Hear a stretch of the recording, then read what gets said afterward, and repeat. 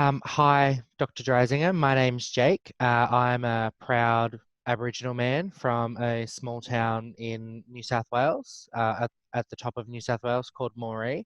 My family come from the Gamilaroi people.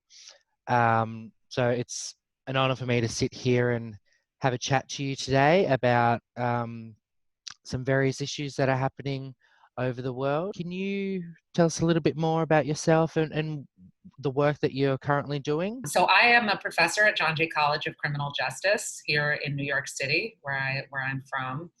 And I founded a program there called the Prison to College Pipeline Program, which is a university program in prison that also serves as a reintegration program. So students begin at university while inside, and then they're guaranteed a place in university when they come home. And so we'll work with them on all aspects of reentry and making education the centerpiece of their reentry.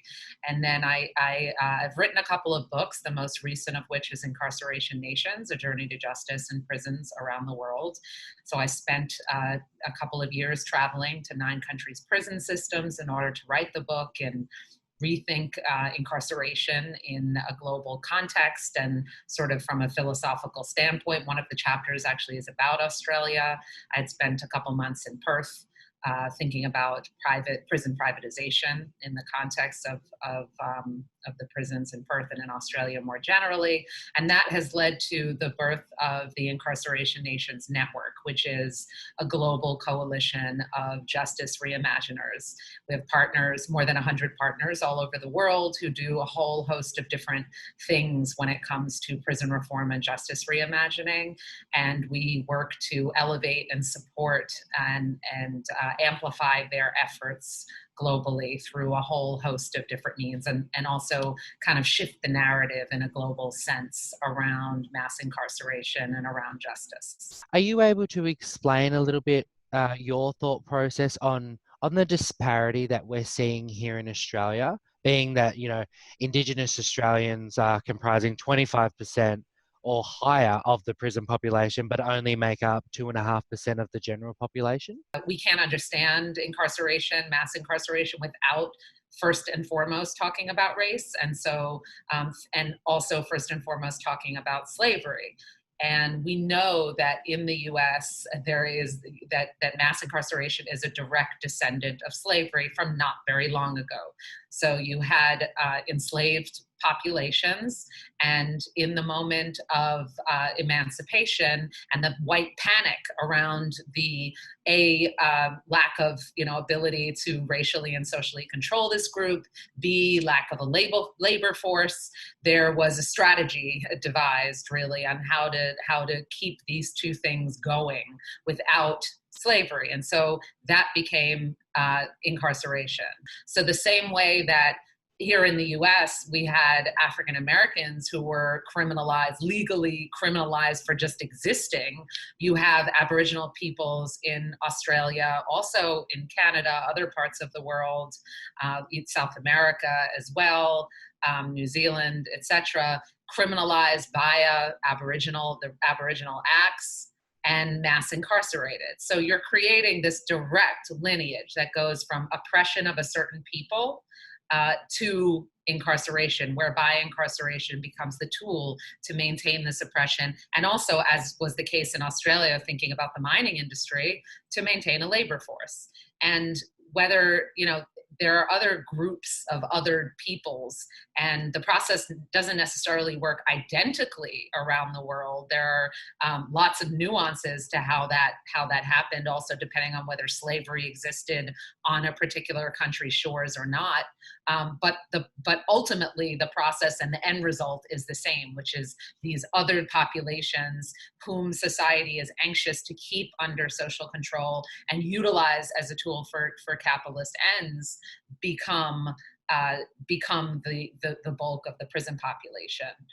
The use of incarceration as essentially this tool of social control, do you think that still continues to perpetuate that idea of modern day slavery?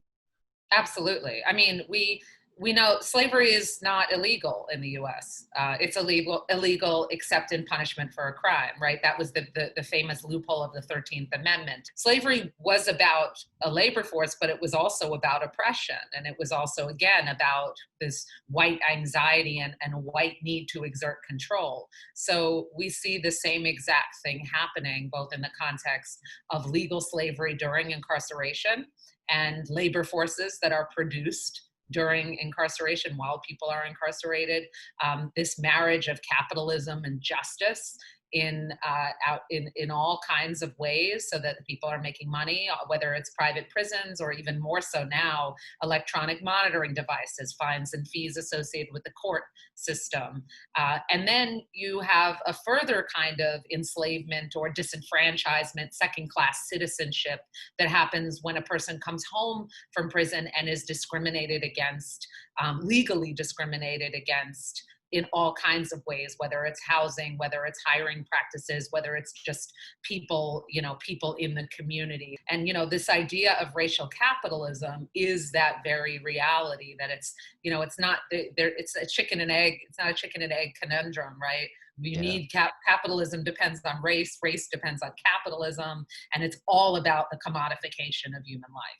Historically, I was just talking about what ours were, the Black codes. You had various Aboriginal acts, apartheid, whatever your system of social control is, law is central to that. What you're doing is legalizing racism, legalizing white supremacy, and encoding it into the very structures and systems that we rely on. They are legacies of colonialism, and the law is a legacy of a colonial structure.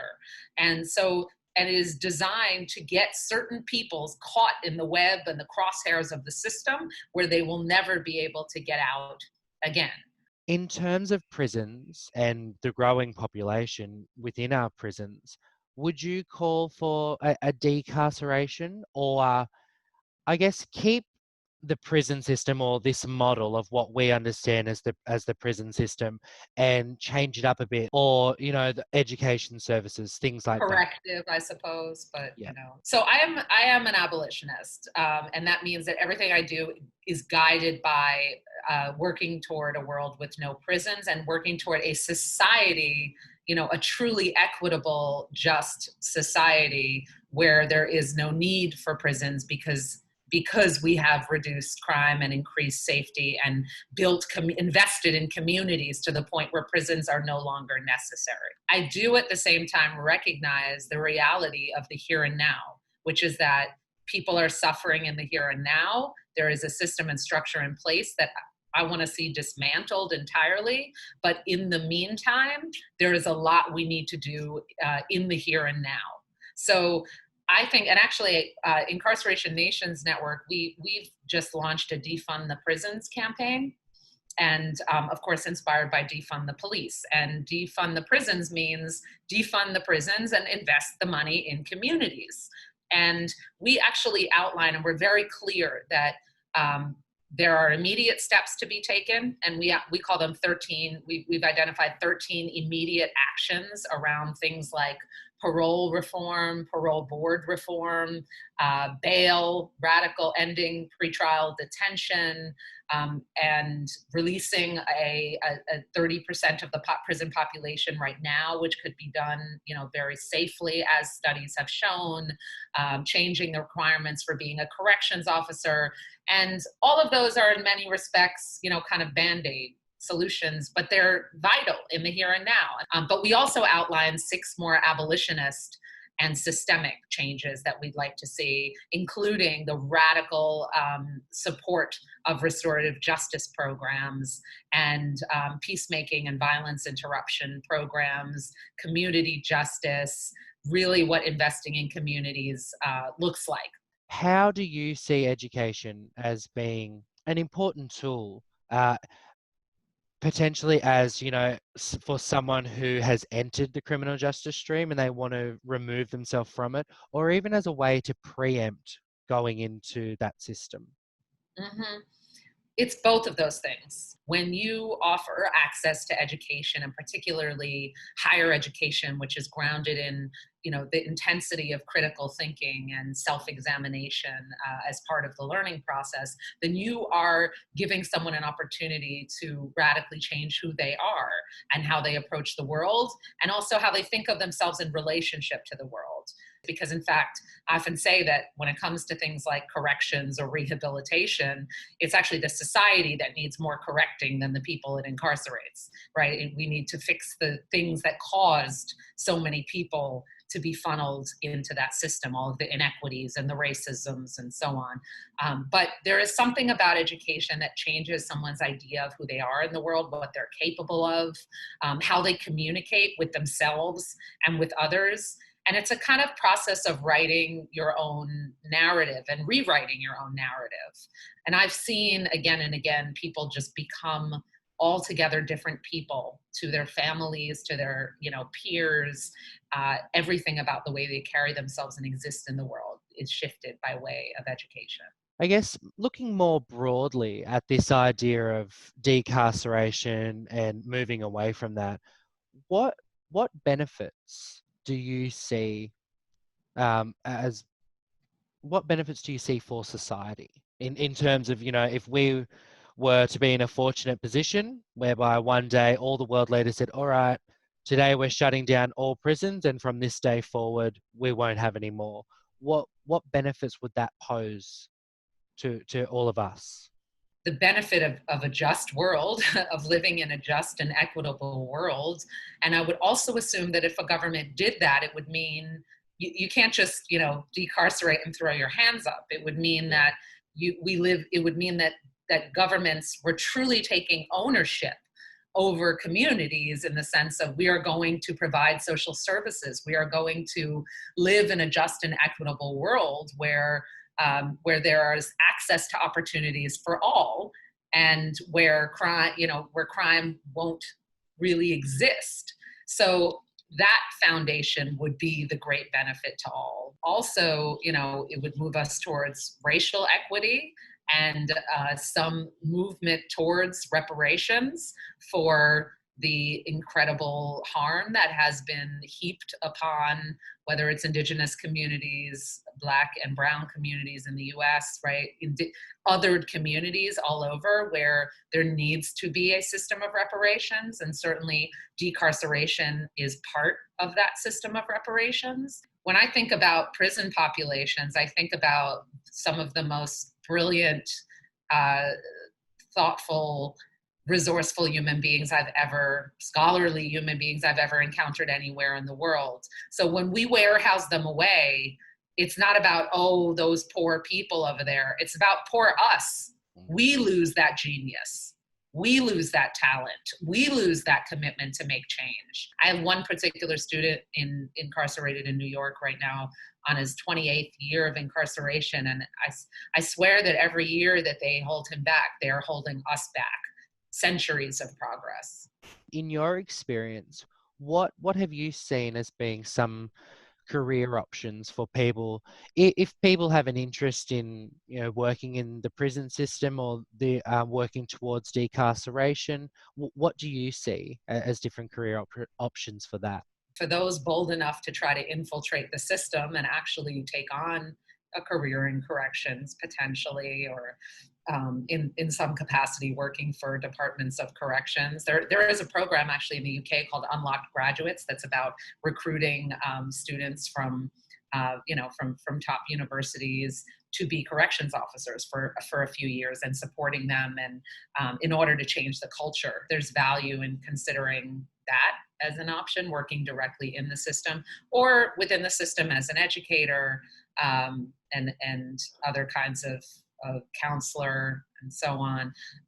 But in many ways, it's like there's no version of a social service profession that doesn't impact prisons and prison population in some way.